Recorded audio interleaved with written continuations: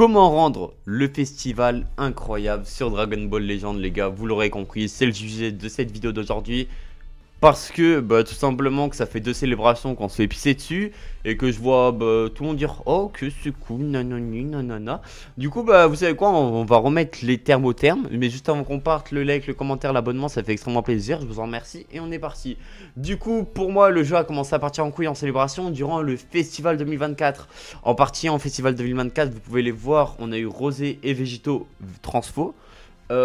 Sortie cool pour Végéto vu qu'il était là pour contrer Vegeta. Rosé pas du tout vu qu'il y avait Majin qui était trop fort. Donc ouais, en fait c'était à l'époque Majin, donc en vrai les personnages étaient déjà useless. En vrai de vrai tu les avais pas, tu t'en sortais avec Majin, tu t'en battais les couilles. Mais bref, là n'est pas le sujet. En fait, faut vous dire qu'on nous a sorti ces personnages à l'époque où juste avant la dernière célébration, on avait eu ces deux Gugus là qui sont des fusions in-game. Fusion in-game, les gars, je sais pas si ça vous dit quelque chose, mais la hype qui a généré les fusions in-game, c'était assez énorme. Et du coup, tout le monde s'attendait à de la fusion in-game. Pardon, résultat des courses, on s'est fait chier dessus, on n'a pas eu de fusion in-game. Après, c'était logique, hein, je me plains pas du tout, nanani nana. Mais du coup, en fait, ça hype tellement les gens que c'est passé pour des mauvaises sorties. Alors qu'en vrai, le roster peut être cool, mais en fait, quand t'as vu des fusions in-game, c'est humain, hein, c'est humain que tu le veuilles ou non. Quand t'as vu des fusions in-game, t'as envie d'avoir tout. En fait, t'as envie de tout faire. C'est comme les ultras, regarde. Les ultras, on a commencé avec Gogeta SSJ, on a fait Végéto SSJ, ensuite tu t'attendais à Gogeta SSJ Blue, ensuite tu t'attendais à Végéto SSJ Blue, et ensuite tu t'attendais à Gogeta 4. C'est logique, c'est logique, c'est logique, c'est logique finalement. Du coup, les gens ont été déçus. Ensuite, en termes de mécanique visuelle, nouvelle mécanique visuelle, parce que en fait, regardez, je vais bien expliquer mon propos. Je trouve que sur DBL, un truc qui rend les personnages uniques, c'est leur mécanique visuelle. Pourquoi je dis visuel? Par exemple, Végéto Blue, il a une nouvelle mécanique, c'est la mécanique des jauges. Donc en gros, pour ceux qui savent pas, c'est genre quand il avait sa jauge remplie, il avait l'anti-cover sur les jauges. Et c'était trop fort, c'était trop bien. Mais en fait, pour un mec qui lance des BL rarement, oui, voilà, c'est bon, je me suis pas trompé. Pour un Gugus qui lance des BL rarement, la mécanique, il la connaît pas tant que ça. Par contre, imagine tu faisais un Végéto Fusion in-game. Pour un Gugus qui lance des BL, le bouton Fusion in-game il est visible, t'appuies dessus, là mec, que tu le veuilles ou non, un joueur casu, un joueur non casu, un tryharder en termes de PVP, il aurait été content. Parce qu'en fait t'as de l'animation visuelle. Genre imagine, il y aurait une petite animation, genre quand il a la blast, quand il a les trucs pour l'anti-jauge, ça aurait été parfait. Une toute petite anime, hein, je te dis pas, genre limite changer la manière dont il envoie les blasts ou un truc dans ce genre, ça aurait été parfait, mais ils l'ont pas fait, c'est très dommage. En fait, les personnages manquent terriblement d'identité. Et après, entre les deux célébrations, on a eu des belles V2. Mais Rosé en spot, tu regardes, c'est vite pareil. Hein. Rosé, les gars, c'est très très vite pareil. Rosé, les gars, faut vous dire un truc, c'est que Rosé, il a eu un item tellement il a été nul à sa sortie. Et tellement personne ne le jouait. En vrai de vrai, personne ne le jouait Rosé à son époque. Personne ne le jouait. Et en vrai, moi, je l'ai toujours bien aimé ce perso. Mais après, c'est parce que c'est un Rosé. Mais en fait, tu vois, là, il manque d'une identité. Par exemple, genre, Rosé, ce qui aurait été kiffant, c'est que genre, il y a un AS, un petit AS, genre, tu sais, où genre à partir du moment quand t'as une jauge qui est remplie, tu peux envoyer ça, tu peux envoyer un ultime, un truc dans le genre. Genre par exemple, il remplit sa jauge, il envoie une spé, mais la spé c'est pas la même. Genre c'est une spé plus vénère. Tu vois, en fait, c'est des petits trucs. Et ça coûte rien, en termes de game design, ça ne coûte rien.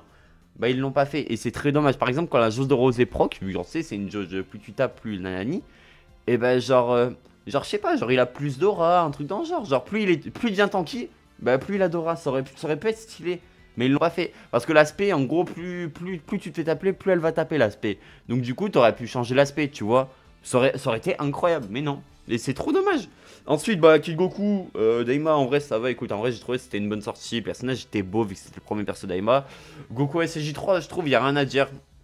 En fait, tu vois, Goku SSJ3, il remplit bien son rôle tout seul.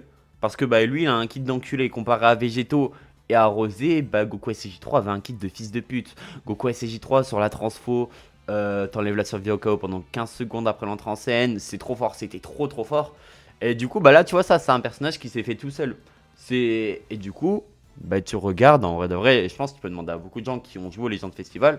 Je pense qu'il y a plus de monde qui a invoqué sur Goku SSJ3 que de gens qui ont invoqué sur Rosé Végéto Uni. Et je suis vraiment au premier degré parce que Goku SSJ3 était tellement fort comparé aux deux que voilà. Et en fait, Si tu fais un personnage pas beau, genre vraiment le personnage, enfin, si tu fais un personnage, enfin, putain, je dis Goku SJ3, il était pas beau, mais en gros, si Goku SJ3, tu vois, c'est un personnage transformé, hein, c'est un personnage tout simple. Mais déjà, c'est une partie 2, faut pas oublier ça. Une partie 1, le but de la partie 1, c'est d'attirer des gens. C'est pour ça qu'en partie 1 des 6 ans, on a vu des fusions in-game et ça a bien attiré les gens et ça les a fait rester sur le jeu. Contrairement que là, tu vois, Rosé et Végétaux, bof. En partie 2, tu vois, en partie 2, ça aurait été un Rosé transfo, ça aurait pu être pas mal, en vrai de vrai. Mais en fait, Goku SJ3, là, s'il aurait été en partie 1, ça aurait été pareil, ça aurait été vide. D'autant plus que les gars, Goku SJ3, bah, en fait, lui, ce qui carry le fait comme quoi ce soit qu'un personnage transfo, bah, c'est son kit, vu qu'il a un kit d'enculé. Goku SJ3 est encore jouable à l'heure d'aujourd'hui. Rosé, beaucoup moins, et Végétaux, beaucoup moins aussi. Goku SJ3 est l'un des meilleurs personnages du festival de 2024, et pour moi, il est limite meilleur que Beast, pour vous dire. Donc bon, Goku SJ3, GOAT. Voilà, je vous dis, Goku SJ3, GOAT tiers.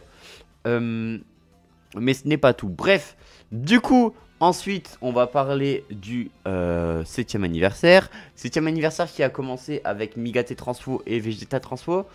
Comment vous dire que je l'avais dit hein, le jour où j'ai sorti la vidéo React, c'est un roster qui pue la merde. C'est un roster qui pue la merde en termes d'animation. Je vais me justifier, un Titon, calme-toi, commence pas à tabasser ton clavier. Je trouve que ça pue la merde, pourquoi? Parce que déjà Migate, c'est un très bon choix. Hein. Migate, je trouve ça va ok, pas mal. En termes de hype, c'est vraiment ok. Mais le problème de Migate, c'est que, bah, attends. Le problème de Migate, c'est que, bah, le personnage n'a. Bah, en fait, il a pas d'identité, encore une fois. Tu vois, il a pas une identité. Genre, je te regarde, genre, je te montre Migate. Tu peux pas me dire, ah ouais, lui, c'est celui qui fait ça en combat. Par exemple, je te montre le Fusion Game. Tu vas me dire, ah ouais, c'est lui qui fusionne en combat, tu vois. Migate, tu vas juste me dire, ah ouais, c'est lui qui se transforme. Mais en termes de mécanique à part pour les différencier des autres Migate, bah, ce personnage n'a rien. C'est le néant, c'est le vide. Mais pourquoi il a rien? Bah parce que c'est des flemmards en vrai de vrai, qu'on le veuille ou non, c'est des flemmards. Migate, t'aurais pu faire plein de trucs. J'avais fait une vidéo en plus pour les prédictions où on avait déjà eu les leaks parce qu'ils avaient leak le personnage chez Grosse Gag. Par exemple, tu pouvais lui faire un truc qui compte le RR et qui renvoie des dégâts. Bon, pas les dégâts du RR, mais genre tu sais, t'aurais pu faire un truc comme ça. En fait, Migate, t'aurais pu le faire t'aurais pu le faire contrer de plein de trucs, mais non, ils l'ont pas fait, c'est très dommage. En vrai, c'est très très dommage. Dites-vous que Migate Transfo n'a même pas l'auto-win en termes de clash. C'est. Ouais, franchement, c'est triste. Je trouve c'est triste vu qu'avec Migate, on a quand même bien reculé en termes de. En termes d'évolution des personnages, en termes de DA. Par exemple, Kid Goku, je trouve il a bien ses petites DA du mode je suis le dernier Gugus, s'il n'y a plus personne en vie, je vais tabasser comme un gros porc. Plus même Kid Goku, je le trouve vraiment assez beau. Contrairement que Migate, tu vois, je le trouve très simple. Goku SJ4 Daima, bah, je le trouve très très beau et je trouve en fait, je trouve il est bien unique.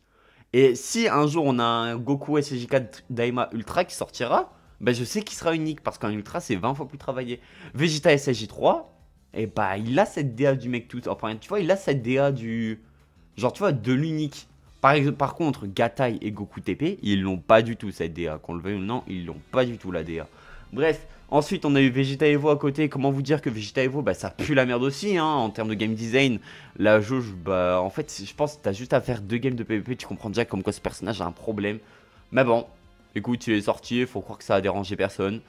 D'ailleurs, pour moi, Vegeta va avoir un item unique lors du Legend Festival. Ce sera soit lui ou soit Vegeta Revive parce que les deux ont pué la merde à la sortie. Et ensuite, bah, Goku Kaioken et Vegeta. En dehors de Kaioken, bah, Vegeta, tu te demandes. En fait, à croire, c'est un random. Et en fait, c'est trop triste vu qu'en fait, ils ont randomifié des personnages qui sont censés être importants. En plus, on est en célébration. Du coup, ce qui manque sur les personnages, et ce qu'il faut sur les personnages là, qui vont sortir lors du Legend Festival, c'est une identité visuelle. Gohan Beast, par exemple, il a une identité visuelle. Gohan Beast, tu savais que c'était lui qui tapait en spé comme un gros porc. Tu savais que c'était lui qui se transformait. Tu savais que c'était lui. En fait, genre, les personnages sont pas assez marquants sur le jeu. Là, Vegito Blue, mais qu'est-ce que j'en ai à foutre? Genre, qu'est-ce que j'en ai eu à foutre de Vegito Blue? Goku Badak, par exemple, lui, tu dis c'est le premier what if du jeu. En fait, tu vois, les personnages manquent cruellement d'identité. Et le jour où les personnages auront de l'identité sur le jeu, bah ce sera incroyable. Le jeu redeviendra vraiment bien. Après, il y a des problèmes à régler. Par exemple, le PVP. Hein, le PVP reste injouable. Après, j'ai remarqué que Titouan ne se plaint pas du PVP. Mais frère, les gars, le PVP, il pue la merde. Le PVP n'est pas jouable. Je ne comprends pas comment on joue à un jeu où le PVP soit nul à chier. Alors que le but du jeu, c'est un jeu PVP. Bref, ça, c'est un autre débat. Mais ouais, ça manque vraiment Franchement, pourquoi je regarde mes notifs comme ça, comme c'était normal, mais ça va pas ou quoi? Bref, franchement, en vrai, c'est décevant. Franchement, c'est décevant. J'espère qu'ils vont travailler sur ça. Par exemple, Daimao. Daimao, il est une des pires sorties en termes de LF sur DBL. Mais il a un rôle et son rôle, il le réalise. RP, Nanani, Rising Rush. Faut pas oublier que DBL 2, on nous a promis des personnages RP. En dehors des personnages Dragon Ball, on n'a rien eu de RP. Voilà, je le dis avec tout le respect, on n'a rien eu de RP en dehors des personnages Dragon Ball et en dehors de Metal Cooler. Voilà, bref. Aussi, au moins on va le souligner, on va prendre du temps et tout pour en parler. Ce qui manque, enfin ce qu'ils vont changer aussi, là, il va y avoir une match en novembre avant le festival. Ils vont changer le CDP, il va y avoir 3 ligues au lieu de 5.